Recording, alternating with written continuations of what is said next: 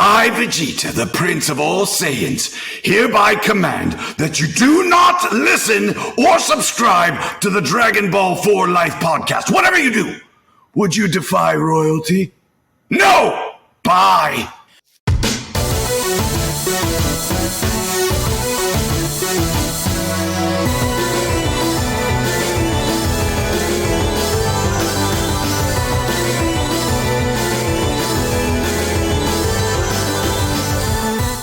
Anime, we have your attention please and welcome to another episode of Dragon Ball 4 Life, where you come for the content but you stay for the culture. We talking about Goku eating soul food.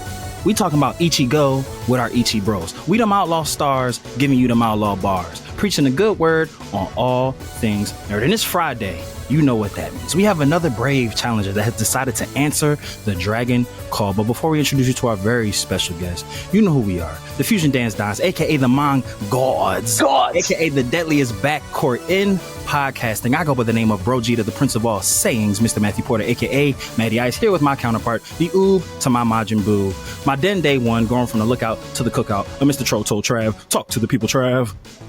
You know me. I stay chillin', and I love thy women like Krillin, and I stay on guard unlike Goku with a laser. And today we're on guest with, actually, Matt, you can get the intro before I, finish there. Ooh, laser because it rhymes with taser. I see what you did there. But lifers, we have a very special guest, a best friend to the lady that keeps the lights on for DB4L, the face that runs the place, Yali, all caps. Shout out to you. This is her best friend. So many accolades. I'm not even going to try to freestyle this. I'm just going to read the amazing introduction that Yali sent to us about this very talented individual. It's her twin flame, her best friend, Guinness World Record breaking. We going to get into that. Pride Grand Marshal, LGBTQIA plus advocate, all around dope person. They were also at Cospalooza, was Misa from Death Note. So, you got to come to part 2. Do you know? And we survived. Do you know who you're going to be? Do you have any idea? Is it too soon? I'm still figuring it out. We'll get it. Don't reveal it here. But ladies, gentlemen, lifers, unlifers, subscribers, unsubscribers, whoever you are, everybody around the world, the one, the only, Tazer Washington. Snaps all around. Welcome. Thank you for that awesome introduction. How are you this evening? Feeling good. Yeah. Not the time stamp, but when people hear it, it might be nighttime, evening, morning. No. For all the people whenever you're listening, how are you? Good. Yeah. It's the afternoon for now. For me. And yeah, it's a good day so far. Excited to be here. No, so we're super excited. So to give people a peek behind the green curtain, usually when we do these Dragon Call interviews, we do our research, we deep dive, we try to formulate questions like to cater to the guests. Obviously, if they have anything that they want us to talk about, we ask them to, for their input as well. But when we did our pre-interview, you said, no, fuck all that. You said, Tazer don't need no notes. Tazer like the freestyle. Tazer told us, no questions. Don't send over a creative brief. We just gonna hit record and we just gonna figure it out. So we here. The best episodes. This is DB4L first. We going in completely blind, but I'm super excited. So Tazer, the easiest place to start is always the beginning. So as a dope nerd yourself, you true to this, not new to this, what started your nerdom? How did you get into this wonderful wide world of nerd shit? So I actually got started when I was probably about 6. And one of my first memories is my godfather taking me to work with him and sitting me down in front of a TV and being like, just watch this. And it ended up being Dragon Ball. Hey, perfect. That's the gateway for us all. And like, that's actually amazing that he was like, hey, this shit right here is dope. So you know what? This shit right here. Do you remember what episode it was? I do not remember what episode it was, but I remember it was it must have been one of the early episodes because it was still when Chi-Chi was like still really young and like just starting to meet Bulma and Goku. And so it was like definitely some of the early content. Gotcha. And back when Chi-Chi still had, like little Chi-Chi with the horn. the Dragon Ball days. Did it then like pique your interest to like, because we always talk about when it comes to anime in our intro to anime, at first it was like, kids shows, whatever, and then you just discover the wide range of anime that there is. So like, do you have any moments or experiences where you were like, you started to delve more into anime and then you're like, all right, there's more than just blonde hair yelling and aliens and whatnot. It could get deeper than that. I think it's kind of twofold. So I think, for one, when I started watching anime, a lot of the stuff that I got introduced to was very adult and very beyond my understanding. Like, repping my shirt today, Akira was one of the first things that I remember watching, but also I was way too young to understand like any of the themes. Was just like cool motorcycles. The amount of young children in the 90s that have seen that movie is funny. Like, where was the parental advisory? It's kind of like a case study on like the way that it impacted our generation, because like we was little watching. Yeah. But that's facts. That is all we was like, motorcycle and red leather outfits. Cool. Right. Everything. That reminds me of my experience when I first watched Gundam Wing as a kid. I'm like, cool robots and everything. And then I watched it older. I was like, I didn't know what the fuck was going on here. Like, that storyline as an adult is next level. Like, who wrote this? Like, they deserve an Emmy. Is it too late to go back and reward them? Because it's so great. Even like Toonami, which was then like some of my introductions, like watching, why did it just elude me? What was it? So many of the shows on there, though, honestly, like Tenchi Muyo, like there were so many things that I was like, this is well above my little baby brain. Right. Tenchi Muyo and Tenchi Universe the Tenchi Tokyo was trash. I was so disappointed in that show. I was so excited. I was like, third season, let's get it. And I was like, what is this? So dry. So dry. I didn't laugh not one time. Universe was hilarious. Had you cracking up? You went through the wave of emotions. Like Tenchi and Tokyo, I was like, this is morbid as fuck. Like, why is this on at 6 p.m. while I'm eating my dinner? Like, I'm sad now. I'm gonna go to bed depressed. Like, what? All right, so you went from DBZ, Akira, like during like your formative teen years. Like, where were you at? Were you like outwardly nerdy in school? Were you like a closeted nerd like me and Trav because we were ashamed? Like, did you keep it inside? No, I leaned right into the bullying. I went full nerd. I was like, my first year of high school, for Halloween, they did like everybody wear a costume, right? So obviously Halloween is the second month of school and I'm a freshman. So I went in and I went like full Harajuku girl. And I had like a yellow wig and like the whole thing. And I really set the tone for what the next 4 years of high school were going to give. I was also in like anime club and stage crew. So it was pretty clear, that I was pretty much a nerd. That's dope that your school had anime club. Like, my school like, was not that forward thinking. Like, we had like a lunch table that we would like just kind of sequester ourselves to the side. Like, bro, you saw that episode last night? Someone walk over. What you talking about? Talking about the game, LeBron went off last night, Would you say those years in high school where, like you said, you embraced who you were fully, would you say those were like true formative years for you to mold you into the person you are today, and also for just the different events and different things that you want to promote and be able to be a voice for? Do you think like those years were key to developing you into the person you are today, or could it even be tracked back to before high school, before you were like, nah, I'm gonna really embrace this nerd shit and also really just be my true self? I think it probably started in like 8th grade. Okay. So really right before that. I also came out in 9th grade as bisexual. And so it was just a huge time of just like embracing all of the things that I am, all of the things that I love, and being really unapologetic about that. And with the bullying did come a bunch of, so I don't know, I've always kind of had an activist spirit. And so in high school, when there is a lot of bullying happening specifically around like homophobia, I also was like very vocal and creating a lot of messages around that.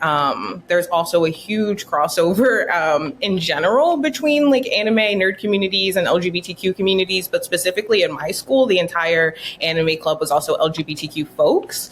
And so those for me were so tied together that it was, I think a really a time where I really began to understand like the importance of being proud of who you are, because the world will often fight to make you not feel proud, to feel ashamed of who you are. So definitely a formidable time.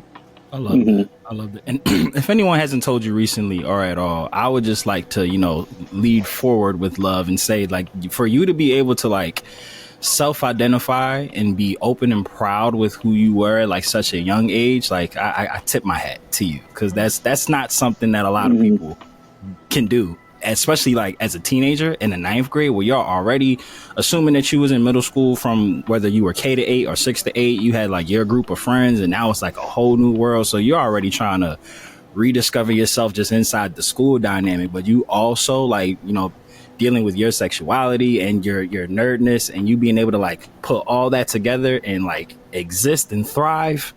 You're awesome. You're awesome. You did that. You did that. So we get out of high school, we move like into our adult years. Like I said, we saw you cosplaying, so you're clearly you stuck to it.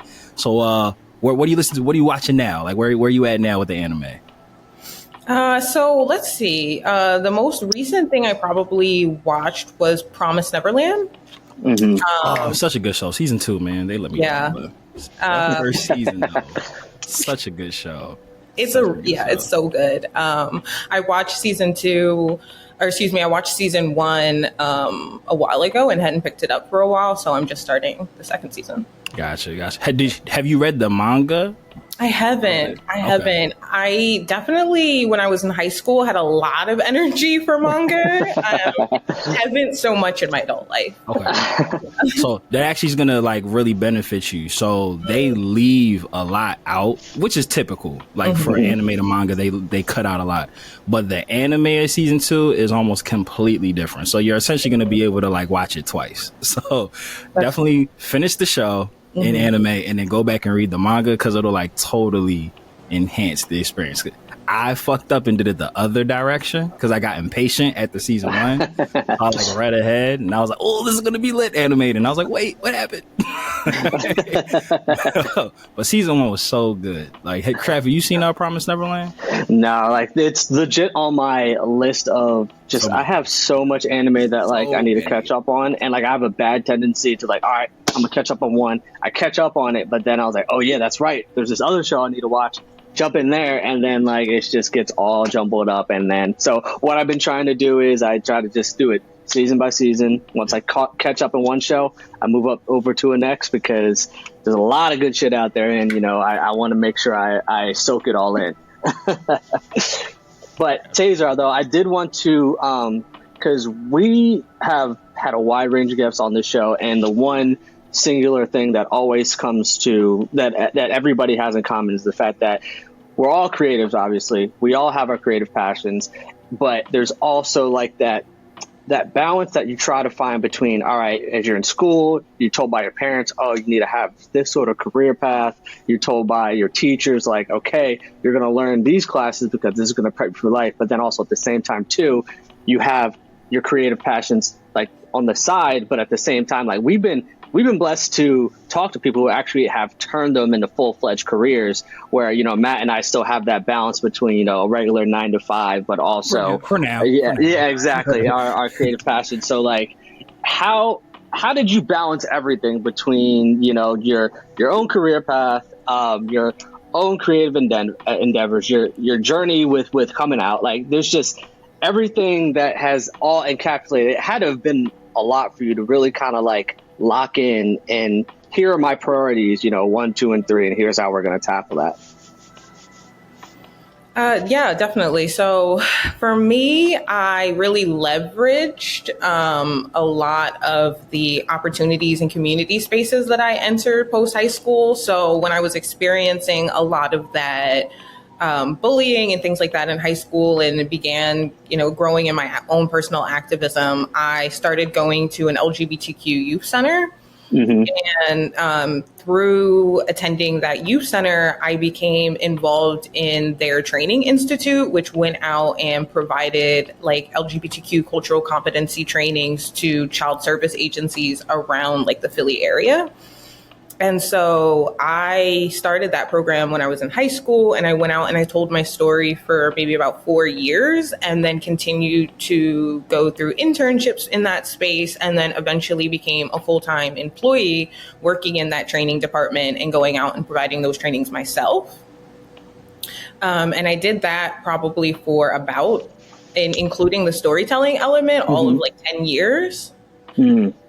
And so I left that work in 2018, and now I'm working at a national organization that focuses on protecting and defending the Black trans community. Ooh. And so from, again, like Tis taking that course, that seed that was planted, I think for me at like 13, 14, around like really realizing the injustice of the world, I never realized that was a career path until I was in it, until I was exposed to it, until I was in those community spaces. And once I realized that was something that I could explore, it was entirely what I wanted to do with my life. I also do makeup as well, makeup art. And so I was at a point where I was considering going to cosmetology school or putting my energy towards doing this work full time. And I ultimately decided to go with doing this work full time. And I still do makeup work in my spare time, do work for folks, things like that. But it's something that I find that my heart sort of calls to the activism as like my first path. And then I find ways to like trinkle art and creativity into everything that I do. Like the place I just worked for, we just did an art internship. So there's ways that I try and trinkle all of that throughout all of the work that I do. And do you feel that trickling in the element of art, do you think it almost helps those who maybe are, if they don't exactly know how do I go about this in terms of fully expressing myself? Do you think art is a good like starting point, or like to kind of get them more comfortable in a way to like, hey, you know what, like if we can't really like dive deep into like the traumas and the feelings that we have going through right now, let's start here, because a lot of artists in general just say like they express their emotions and their feelings through their art. So do you think incorporating that element adds another dynamic to like fully help people become more comfortable embracing their true self, and also just letting the world know, hey, this is who I am, and I don't care what you have to say about me, I'm still as equal as you, and I'm still gonna thrive within this community. Wow. Absolutely believe that, 100%, especially coming from a place of doing cultural competency trainings for so long. Mm-hmm. There were times where I would, talk at folks or, facilitate trainings or work with folks for hours and hours and hours. And then it would be a singular piece of media, a singular illustration, poem, something that had that aha moment for them.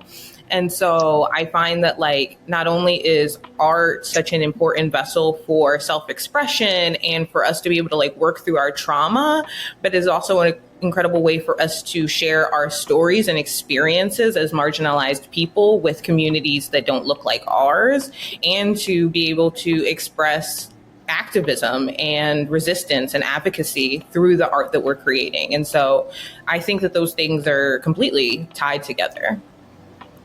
I agree with that wholeheartedly, and I kind of want to stick there just with same other side of the same coin, just in terms of like putting everything in motion on the inclusivity side.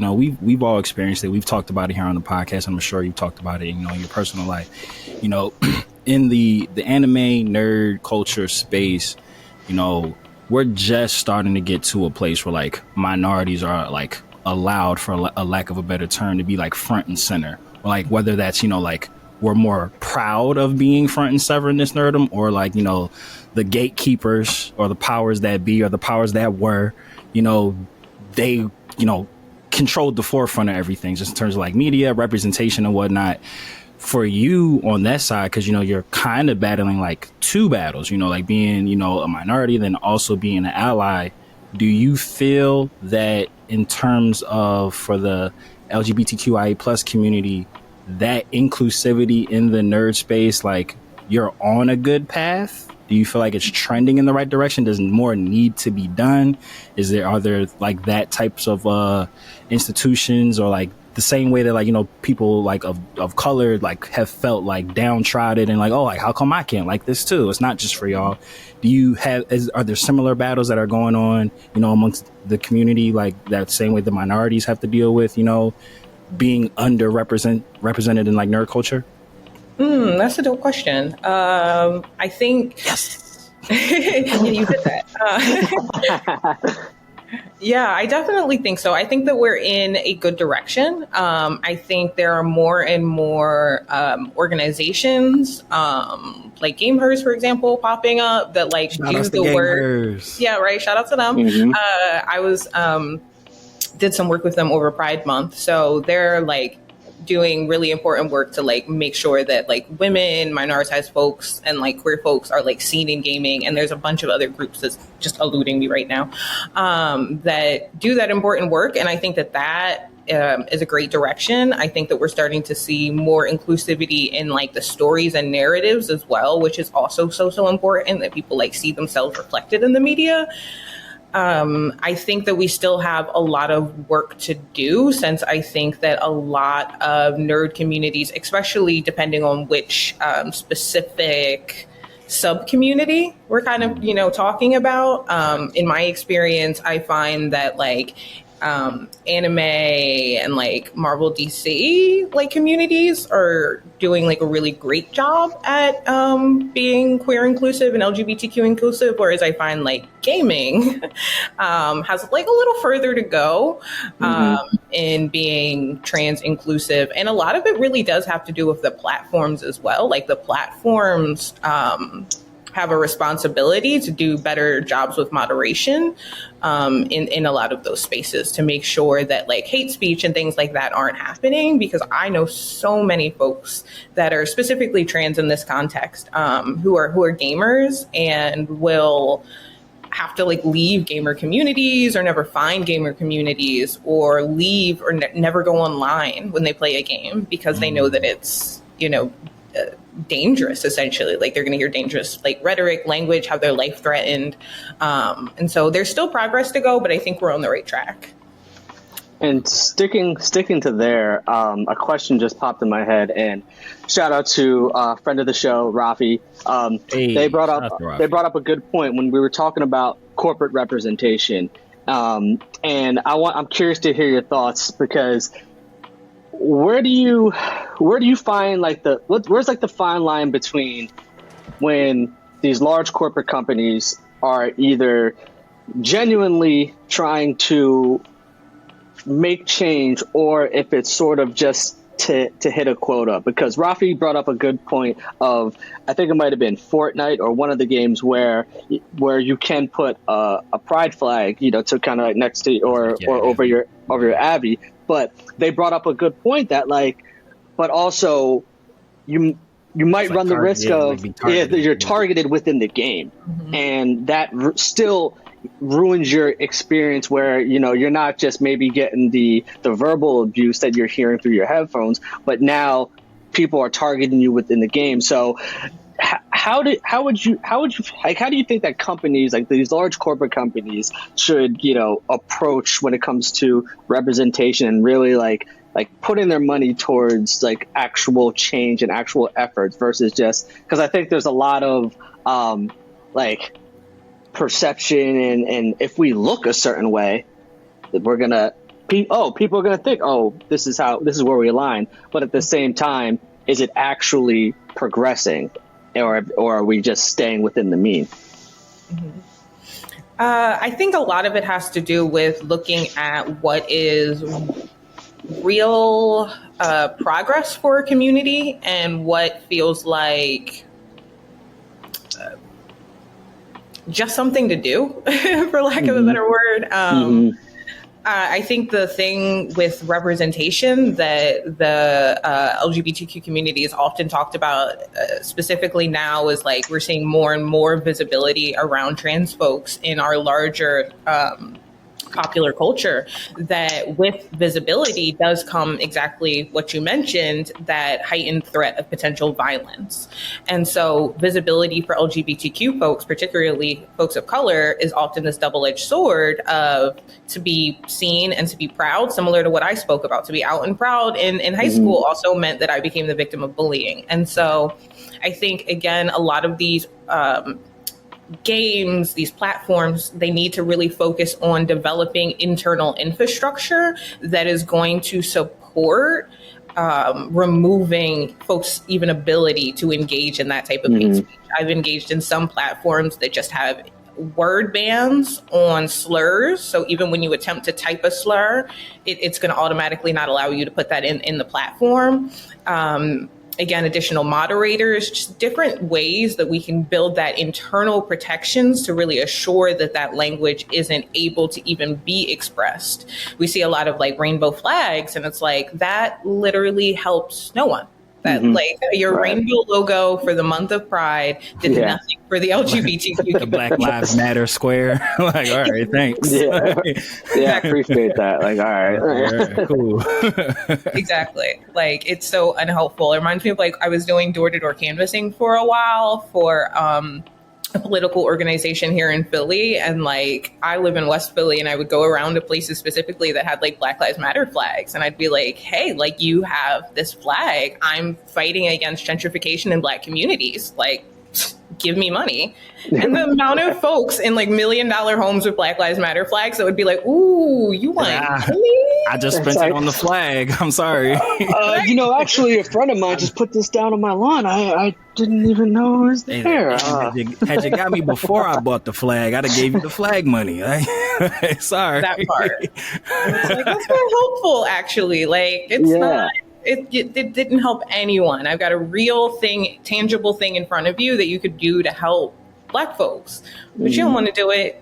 And I think a lot of the corporations that we see, they really want to be able to just like put a flag up and say, look, we're an ally, or, put a flag in the game and say, look, we've got inclusion. But it's really about, is your organization donating to fight homophobia and transphobia? Is your organization doing the internal work to make sure that's not allowed on your platforms? Yeah. And I would imagine like as like big corporations, like that's gotta suck. Like when you like put things in place to like show that you're an ally, whether it be, just checking a box or if they actually do generally care. And then like the community doesn't back you, because it's like, what do you do at that point? Because I know like I'm a big Star Wars head. Shout outs to super producer Mikey. And I remember when the Obi-Wan series came out, and one of the main characters that was casted was like a Black Sith character named Reva. I feel like the actress's running is Moses. I don't remember what her last name is.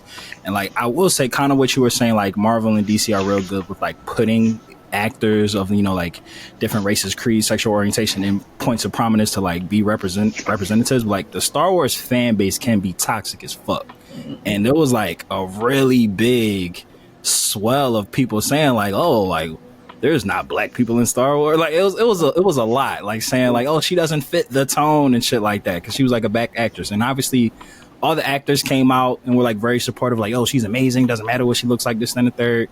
And Disney like put out their PR statement, like, we casted her because she was the right person for the role, like this and the third, strong, powerful Black woman. It was like, that's gotta be a really weird place to be in, like when Disney's saying like, hey, you know what, we need more Black people to show that we're not like racist. And then like the fan base is like, hey, let's back Black people. And it's like, shit, what are we supposed to do to win? So I was like, that is very tricky. And I equate that to like with gaming and stuff, because it's like, where's the line to like, obviously hate speech should 1000% be banned. Should I take it even as far to be like, if you say something hateful, you get kicked out of that stream? Like agreed. But then you're gonna have those people who start like, oh, you're infringing on my freedom of speech and all that stuff, and that's always like a get out of jail free card Like for them 1%ers, like I should be able to say what I want to say. I pay money for this platform.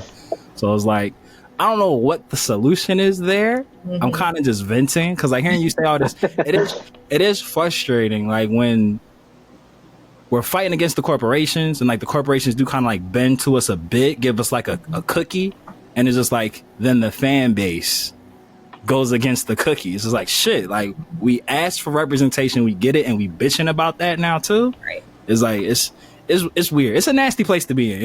Like, it really is.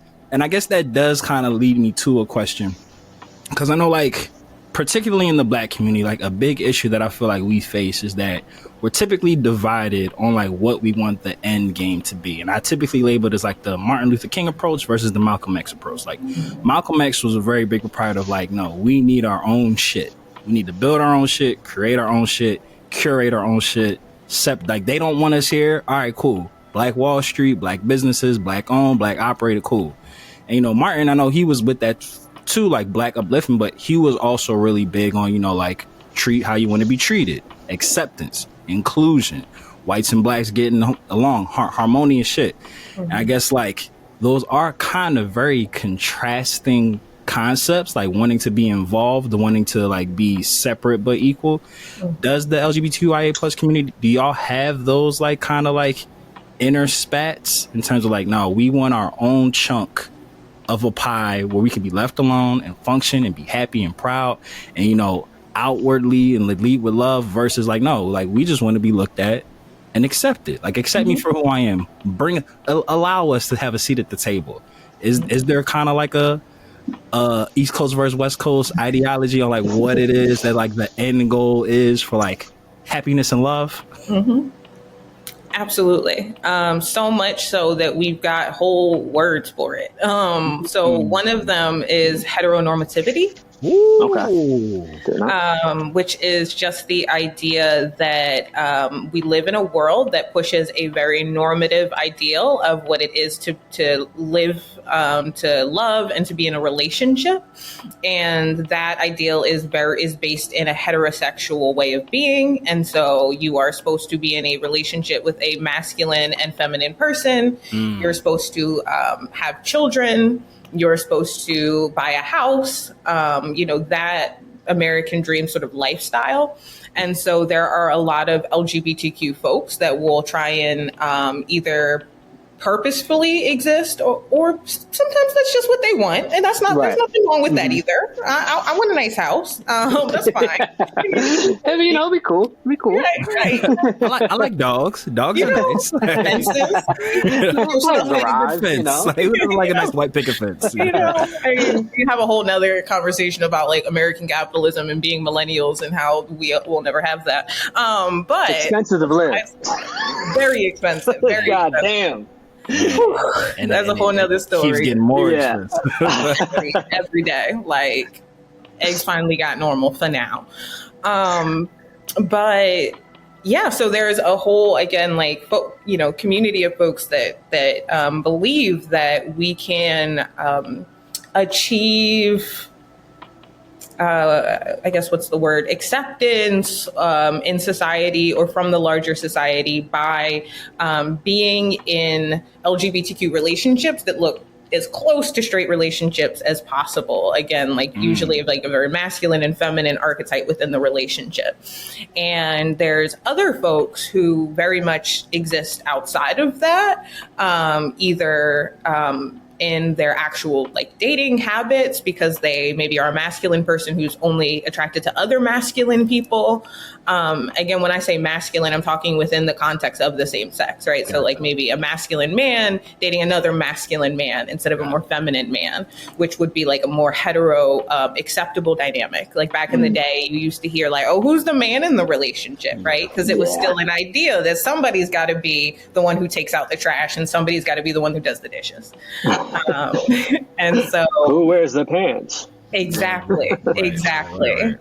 And so, yeah, that's a thing. And then even specifically within like the trans community, there is a number of folks who believe that through like a medical transition that completely transitions you into your desired sex, that through reaching that point, that you now are not so much removed from transness, but that you no longer have to really associate with the trans community or the issues of the trans community. You're like, I've arrived, I've made it, I'm that girl, don't need, community anymore. That's crazy. Right? That is nuts. So essentially you're saying like there are people who are like post-op who like turn their noses up at people who are pre-op?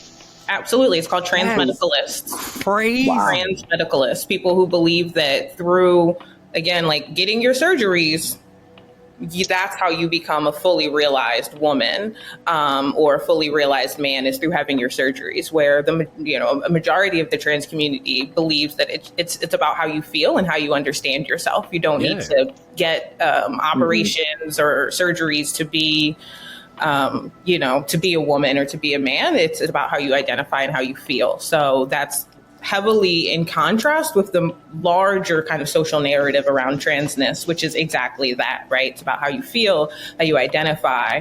But then we still do have very prominent figures socially. Blair White is like one who jumps into my head, who's like a very prominent trans medicalist and has like a lot of YouTube followers. Love that. Love that. Look, this is why we love having conversations like this. Like, I love walking away like, now I know shit. So now if I hear somebody having this conversation at the bar, I'm going to chime in. I'm like, well, excuse me. But Tazer said. It's so, now you can go out to the community and be like, I don't know, that sounds a little trans medicalist to me. Look, I'm hyped. That's in the Rolodex now.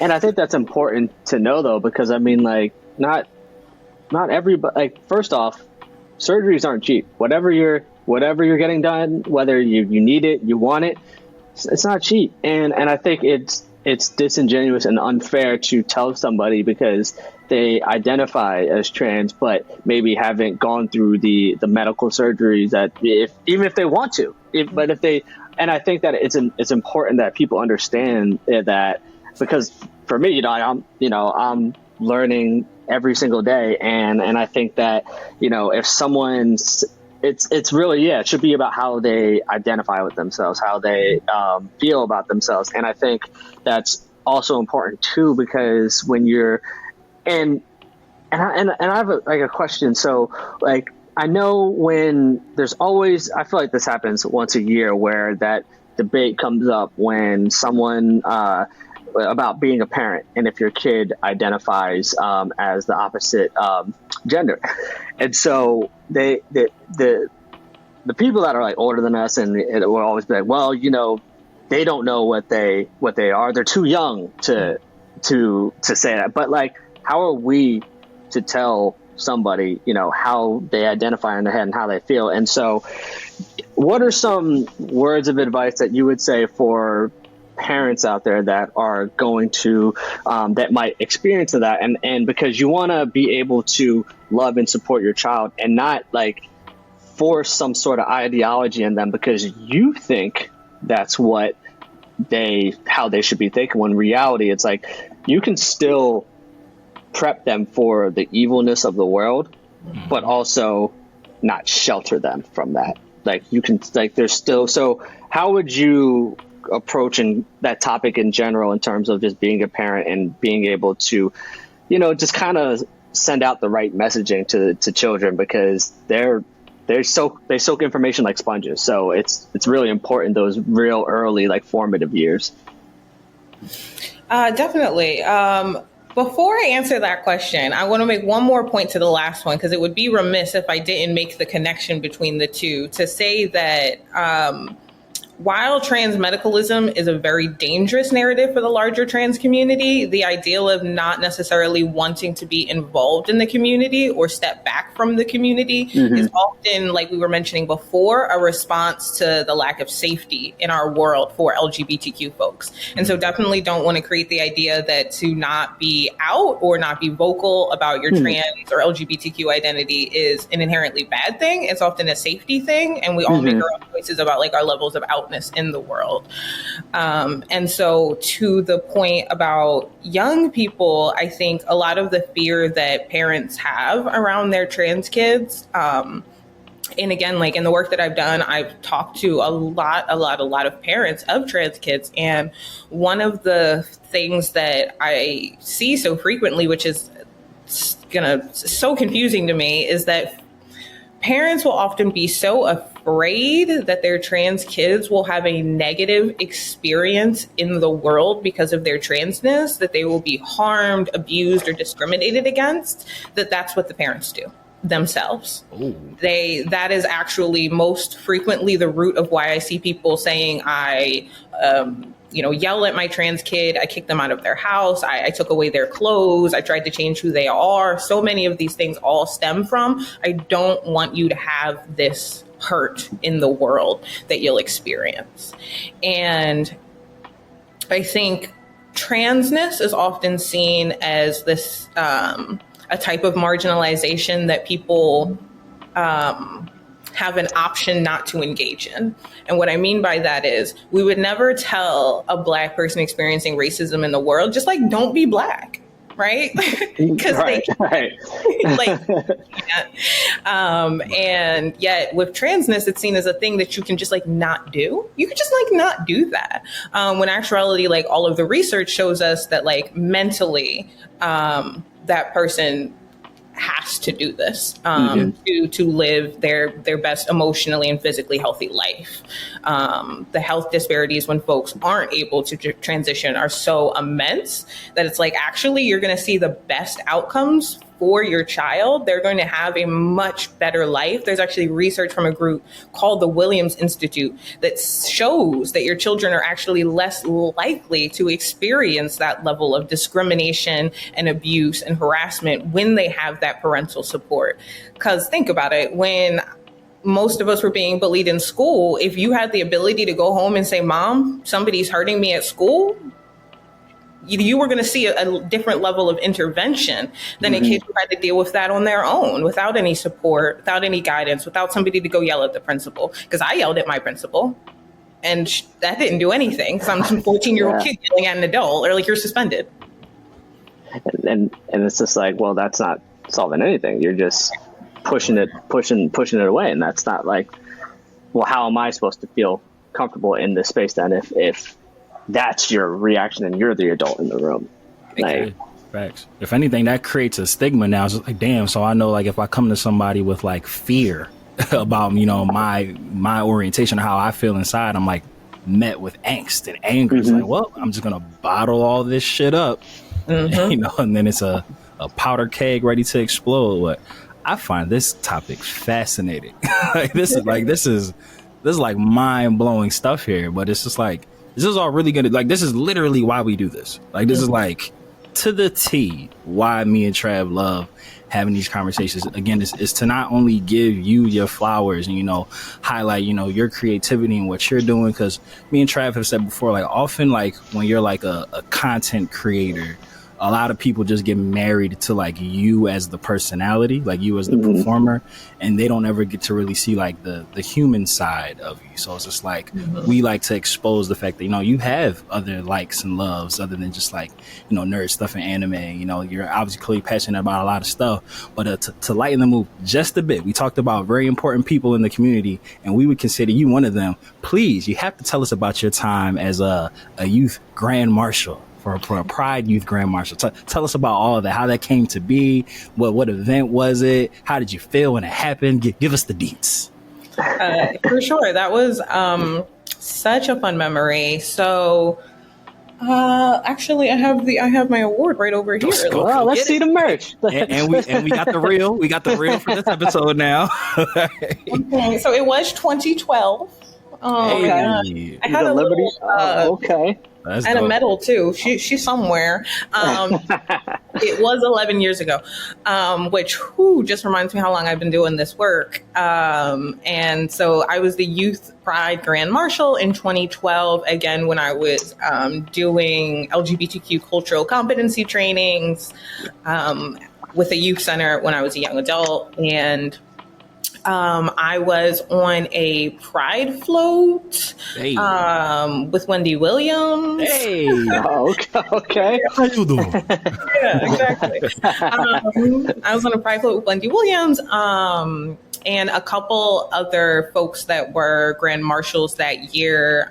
There was an LGBTQ senator from PA whose name I can't remember right now, and a few other folks, but it was so fun. I've been to, so again, it was Philly LGBTQ Pride, which at that point in my life I had gone to for like maybe 3 or 4 years, but my first time being on any float and getting to like drive around and wave at the people with my pageant wave. Yeah, There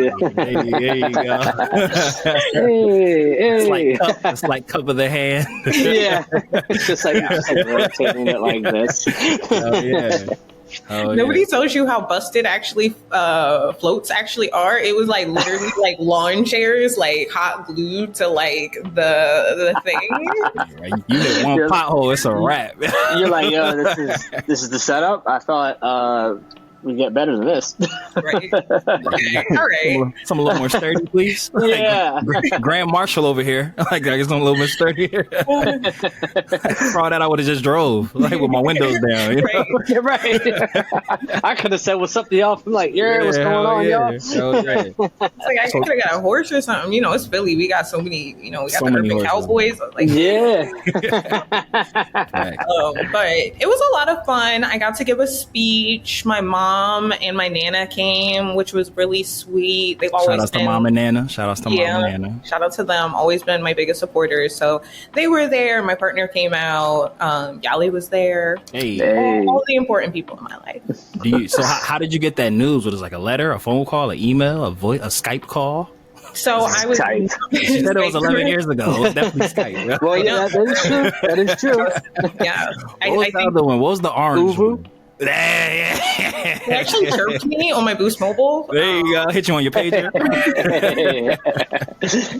Yeah, I was because I was nominated by the youth center that I was working at. They came to me and told me that I had been selected. That's awesome. That's That was awesome. dope.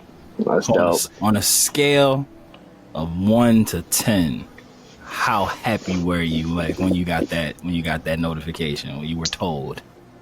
I was like literally on 10. Like it was the first time. I think it might have been the first time. Again, like when you're in high school and you're in anime club and stage crew, they're not giving out a lot of awards. Mm-hmm. So it was like my first award ever in life, maybe besides like a soccer team participation trophy when I was like 7 or Yeah, something. that you get at the end of the season, like, good job for running. Right. You did great. I know it was participation because I was not actually good at soccer. Like you tried your best. So, Did it with a smile, kid. Right. They said keep at it. No, like really keep at it. Like you're so bad. Like do not stop practicing. Now we gotta ask: is this an actual Guinness World Record that you hold, or is this a An affectionate nickname. Yeah, y'all just acknowledging how great and dope and genuine of a human being that you are. But yeah, let's talk a little bit about that. So no, it's a real world record. Actually, All right. Mikey, can we get some air horns right here? Air horns. Yeah. yeah. I don't know. I don't know when the book's printed, but it should be in the book. Okay. So what I did, or what happened, it wasn't just me. It was not just me at all. Over, I think, 300 of us were involved. So what it was actually the world's largest drag brunch. Oh, That's dope. Yeah. let's give us details about that. That sounds lit. Tell us everything. So, Marsha P. Johnson Institute and H&M collaborated to come together and host in Brooklyn, New York, the world's largest drag brunch, which brought together, again, over like 300 people to witness. I believe it was like something like over like 10 performers, like a bunch of big names in the drag community came out. Absolutely amazing performances. And then we had our official count and realized that we did in fact break this world record. And the reason that we chose to take on this world record is because right now there are actually over 500 pieces of anti-LGBTQ legislation moving through the United States. And a large portion of those pieces of legislation target drag performers. And damn. That's so weird. It's so weird. Like, it's for what? For what, right? We might as well ban like Panamani, like Right. pull something out of the sky. But if you actually know anything about like the history of anti-LGBTQ legislation in the country, it makes a lot of sense, because in the 1960s and 70s, we actually had legislation that was, if you were not wearing at least two to three pieces of clothing that aligned with your assigned sex, you could be arrested. Wow. Jeez. Yep. And so if I was to go outside in like a full piece suit, unless I got like a purse, a pair of earrings, and I don't know, like a lipstick, maybe. I don't even know if that counts. Probably it's makeup, not clothing. So you just put two hair ties around your wrist, like, look, two articles. and just thinking about the people in power that are passing this legislation, I'm like, I don't want any sort of fashion sense tips, what I should be wearing, how I should look for any of y'all. I do not want to look like any of y'all. So like, you can miss me with that shit. Not like, to put us on like a watch list, but a lot of them motherfuckers be cross dressing anyway, bro. Like, if we really try to have that conversation about government officials, like, come on, bro. All this self hatred stuff, bro. Like, I mean, look at how many nuts, legislators get caught in like scandals, sex scandals and things like that. I mean, it definitely goes back to like the old adage, right? That like often the folks with the most to say have the most going on. And a lot of the legislation that we see moving now is, again, directly related to drag, youth sports bans, and trans medical transition. So trying to like ban access to hormones and healthcare. And so there's a history of legislation in this country that tries to make sure that people stay in the clothing that we feel like they should be wearing. And there was actually a performer from that time period called Sir Lady Java who would perform with exactly three pieces of clothing, so that like they would wear like a full dress, but then have like it was like the back in the day too. So there were so many more like accessories. You had those things that kept your socks up and like all that, like overall, like you kind of had more options. So yeah. I would like maybe wear like overalls with a full piece dress and be like, this is legal. And so we've always had those laws, but we've always had that resistance. And so the laws right now are so reminiscent of that attempt, right, to keep people where we think they should be. And so in having this world's largest drag brunch, the idea was to really create visibility around the fact that drag is not a crime. It's an art form. And are there any specific laws that you just know off the top of the head that like you can just educate the audience on, that maybe that they don't, that I'm learning about this now, that maybe that they don't know about, that are just like, hey, this shit exists. And like, it needs to not exist. I don't think I have any specific ones on the top of my head, but I will say that last time I checked, which is frequently because this is like what I do for work, it was 47 states that had laws. Oh, and wow. Wow. Okay. Yep. And so over 500 laws in 47 states, most of them, again, addressing either trans young people, their abilities to play on different sports teams, different locker rooms, their ability to be respected in school. Transgender adults and young people are having access to medical transition blocked through hormones. Some places are even trying to make it illegal for the insurance provider to issue people hormones in their own state. They've already made it illegal for certain doctors to issue hormones within certain states, which can be actually incredibly dangerous for trans people, because once you, like any medication, once you're taking a medication, you need to stay on that medication. And if anybody knows what our hormones do in our bodies, it can be an incredible psychological process to go through to wean off of hormones. And so, again, any state that you're in, unless you're in, I think, what was it, maybe Jersey, California, and Connecticut. I want to say those were the three. Did not expect to hear Jersey to be on that. I might be lying. Maybe double check. I'm like, Jersey? Really? Jersey being forward thinking is crazy. Surprising, right? But Jersey actually was, I don't know if they don't have any legislation, but they were for a while actually going a little bit harder to not incorporate the legislation. So you've got a lot of states that have, like, I think Philly's a perfect example, right? Like, we are a city that exists in almost complete opposition to our state's political agenda. And so, right. Like, we are our own state, bro. And so similarly, like, there is actually a lot of communities in Jersey that are, like, very progressive, and we're, like, actively fighting against the more regressive legislation happening on their state level. Okay, those are the people in Jersey who spend all their time in Philly. That's what it is. Yeah, exactly. we rubbed off on them before they went back home. How much time do they actually spend in Philly? Do they actually have the Garden State license plate?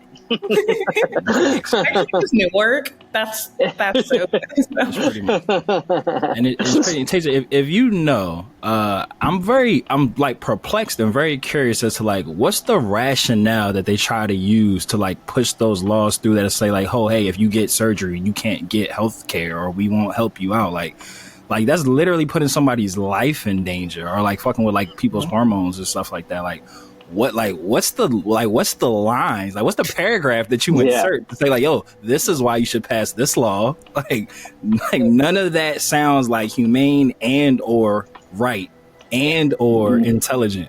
So I was like, I'm wondering, like, what bars they're getting off to get people, like, you know what, that makes sense. They shouldn't be able to see a doctor afterwards. Yeah. Well, the first step is that you find, like, every academic journal, the American psychology system, like, every piece of, like, academic literature, and you take it and you throw it in the trash. And then you decide that whatever incoherent ramblings, like, you came up with at 3 a.m. should probably be written into law. They essentially come up with the concept that hormones are more dangerous than not being on hormones. And the way that they justify that is by saying that we are, so a large part of the, like, Fox News rhetoric, or the, like, think piece right wing place, is that adults are pushing transness on young people. That's a narrative that's starting to come out. Which is just not true. It's just not true. Kids come out as trans, and then their parents say, hey, I'm going to choose not to hate you, which is different than pushing it on them. And so the idea that they're pushing is that adults are pushing transness on young people. Young people are being pushed onto hormones by their parents and doctors, and that does permanent shifts to their biology, that then when they grow up and realize this isn't something I wanted, this is something my mom made me do, that they can no longer change or go back from, which is just, one, fundamentally incorrect. Many of the changes that happen to one's body due to hormones are from the ongoing process of being on hormones. And so it's not irreparable. Whatever that word is. I was about to try to say it too, and I felt me about to struggle. So, like, yeah, I know exactly what you're talking about. I did it the first time. Y'all know I can. We got you. But yeah, so it's just a lot of false narratives that are entirely not backed up by science, and every reputable piece of, like, literature that we have from actual doctors, psychologists, and folks more qualified to speak on the topic tell us the opposite of everything that they're saying. You know, so and I know, like, it's easy for me to say it, like, not in, like, the dogma of Fox News, because I'm sure there are people who are, like, in it who feel the opposite of what I'm about to say. They're so blatantly biased with their news coverage. I don't know how that shit gets aired on TV, bro. It's like there's no impartial journalism that happens on Fox News, like, at all. Like, they're like, this is how we feel. This is getting on TV. Fuck how you feel. It was like, yo, like, you're supposed to be Switzerland. You're supposed to be neutral. I feel like with, like, a lot of news platforms now, like it's just there's no just like, yo, I just want the news. I don't want your like just I don't want your opinion piece. Yeah, it's tough. Like, I mean, it's you gotta really be careful with, you know, the sources and the information that you get these days, because anybody, if your presentation is A1, you can make it seem real and believable, and that's what's scary. Yeah, but a lot of that too is the money. I can't remember if it was Tucker Carlson or Ben Shapiro, but same person. Both same person. One of them, I definitely know what Tucker did, but one of them, I want to say Ben Shapiro, like he was actually like a liberal earlier in his career, and so there's like old video of him like talking about like how in like people of color are marginalized in our country. And really, we gonna have to find that clip, bro. Put it up. he got that burned, stalked, like we ain't never gonna see. Yeah, he got that scrub from the internet, bro. He's like, yo, get that out of here. He said, I said that? What? And then definitely a Tucker Carlson moment was like either earlier this year or last year. There's like a video of him and a couple other Fox News correspondents talking about how dumb they think Trump is. Mm-hmm. And so both of these examples they don't believe what they're saying. They know what they're saying isn't true. They know it doesn't make any sense. And ultimately they know that there's just thousands of millions of dollars behind the, you know, political machine that is the right wing and marginalizing Americans. Yeah. I remember there was an old clip of Trump, because I think he used to be a Democrat, where he had said if he were to ever, this is like when he was young, if he ever run for president, he would run for the Republican Party because they believe anything he said. Yeah. Yeah. Like in an interview, like it's Googleable. It's crazy. It's embarrassing for the Republicans. I know. Like, how do you you don't respect yourself? How do you feel like you know, that's we could by the word, this will turn to another podcast. But Tazer, we did want to close out the episode on what hopefully now is a fun and amusing story for you to tell.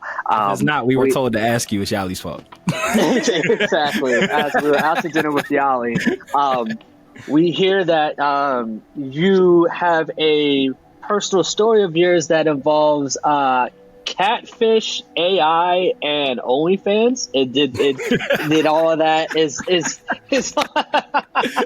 something that is it ringing a bell?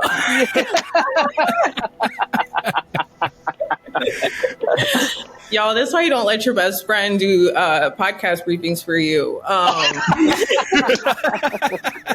She's like, yo, she said, and I quote, she was like, make sure you ask this. That's recent. That's such a recent development too, that I am like, wow, she really made sure y'all was up to date.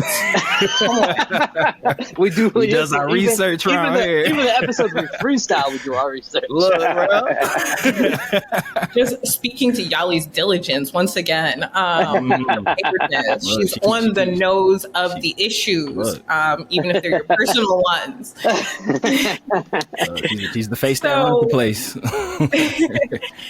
So that story is a wild roller coaster of an experience. We strapped in. Let's go.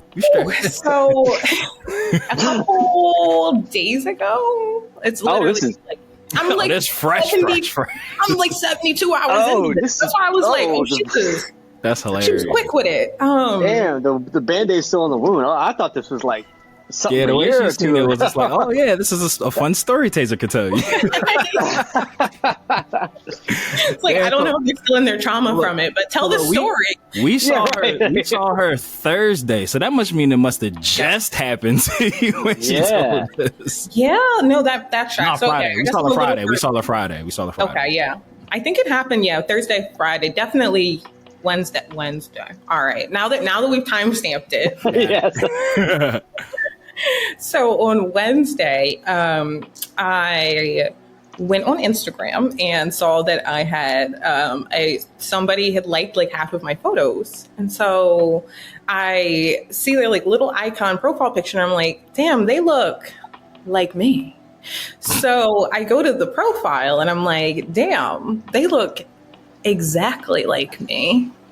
So all of the pictures are like super grainy and like they clearly use like the pixelate filter on like the end of the frame. So the more and more I look at these pictures, the more I'm like, this is my face. Like this is my face, but I think that it looks like slightly different. So like I'm thinking like maybe it's like AI when you run your face through like an AI filter, you know? Like you're like, that's me, but right, like in a different pose or something. Right. So I'm like looking at this account. I'm like, oh my God, this looks like somebody created a fake account with me using AI. And some of the pictures were like not safe for work, like very, very racy photographs, very racy. So I'm, a pseudo moderate public figure of sorts. And so it was like, that's sort of like not great if I've got like AI porn of me existing in the world. What? You as a whole grand marshal, this might affect the image. Right? I was like, like Tazers and hentai. What? Well, what?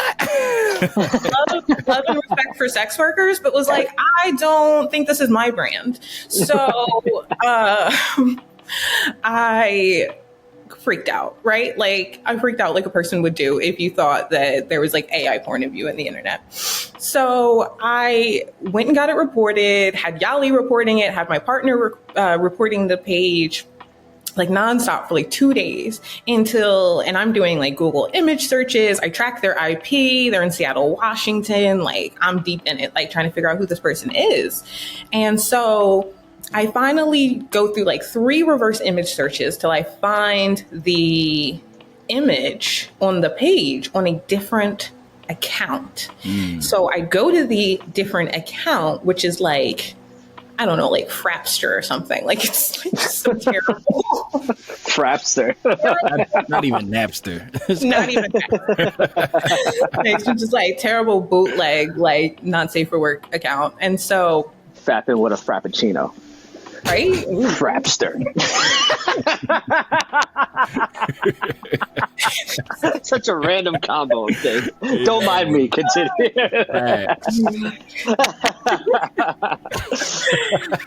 So I pull up the second account and I'm looking at these pictures and I'm still kind of confused because I'm seeing my face. Like I am now seeing my face on another person's body image, but these pictures aren't as digitalized and they aren't as grainy. So I'm like, oh, this is like either expert level AI or as I had amnesia. Like, what's going on? I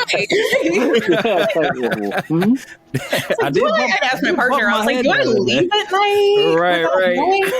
Do I sleepwalk? So turns out I have a Brazilian doppelganger.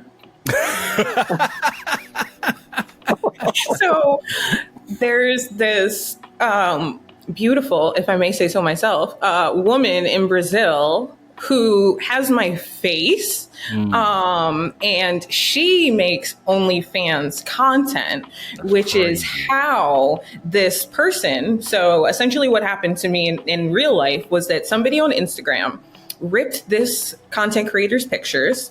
They either used AI to alter her pictures or just grained them up and blurred them, and then created a spam account using her content for this Instagram. So I, of course, messaged her and was like, girl, one, we have the same face. It's kind of weird. Who are you related to?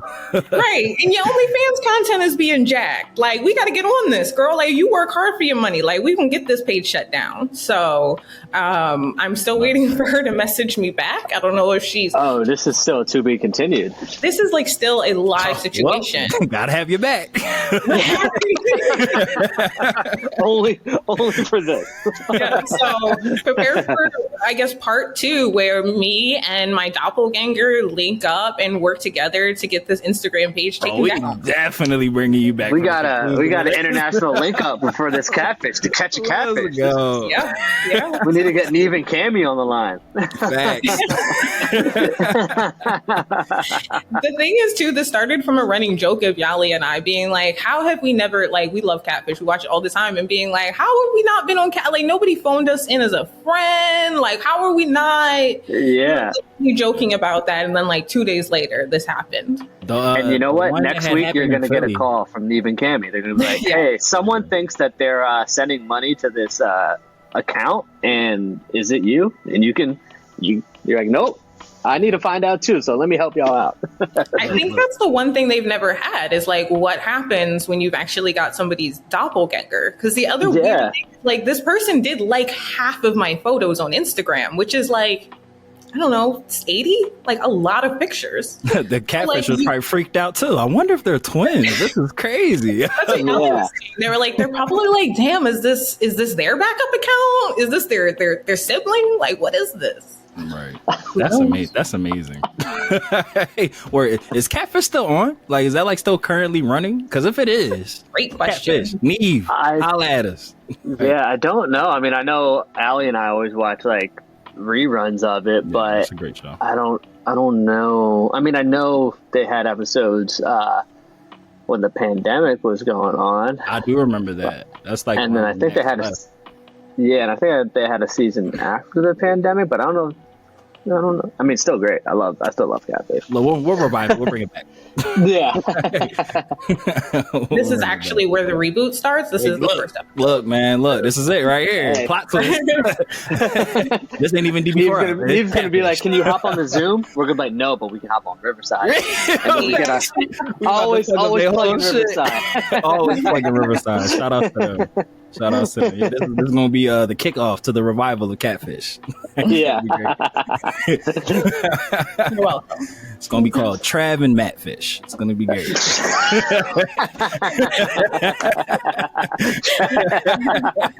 Hey, let's get it. Get it. We out here saving nerd culture for the culture. Now we have a super team. It's gonna be us three and Yali. All three of us. Hell yeah. All four of us. Hell yeah. Yeah, we're gonna get a super team going. Let's get it. We trying to save the sex workers. We got y'all. We stand with y'all. With y'all.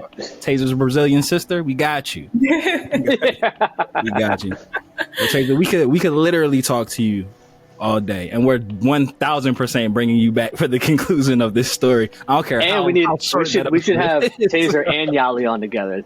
Really have the madness going. I mean, look, we can really fuck them up and get your Brazilian sister on here. It's a web call, bro. Listen, we cooking now. It's a web call. Let me work on it. Okay, bro, we might have to do that. We might have to do this. It's eerie. Like it's eerie. That actually is. Yeah. Yeah. I mean, exact same face. All right, we booking the Tazer and her Brazilian twin and Yali. We about to get everybody back on for the thrilling conclusion. Part 2 next time on Dragon Ball for Life. It's gonna be great. But before we close this bad boy out, Tazer, please let the people know what you got going on, how they can support you. If you have anything that you want to promote that you have coming up, let the lifers know how they can show love. You can follow me on pretty much every platform as Tazer Techafracia. That's all. Love it. Perfect. Yeah. Your brother Trav, I always love to give you the last word. If you got any words of wisdom to bestow upon the masses. No. I mean, like I just every single time that we have a new guest on, I learn new things. I am enlightened, and it's just you're always going to be a friend of the show. But forever, I think that the initiatives that you are very passionate of, that you're currently working on, especially to protecting Black trans lives, I think continue to fight the great fight. We're here to fully support you, and we just want to thank you for taking your time, for coming on, and just dropping us with knowledge, being able to, tell us about your catfish journey, and but just being a dope, genuine person that you are. So thank you. Thank you. I really appreciate it. And part 2. Part 2 is going to be good. Yeah. We got you. We'll go back. It's going to be great. It's going to be.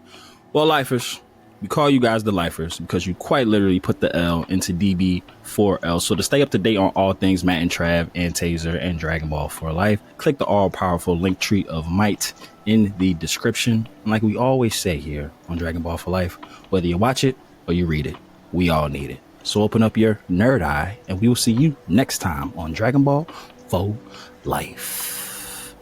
Dodon Ray. Bow. Shout out to super producer Mikey and Paul. We love you, Mikey. And shout out to Jolly. Caps and Tay. And we out. Later, nerds.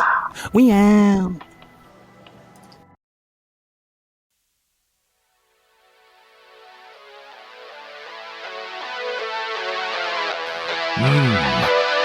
Mortals, listen up. It's your god of destruction, Beerus here. Subscribe and follow the Dragon Ball for Life podcast, or else you shall be erased from existence. Hakai.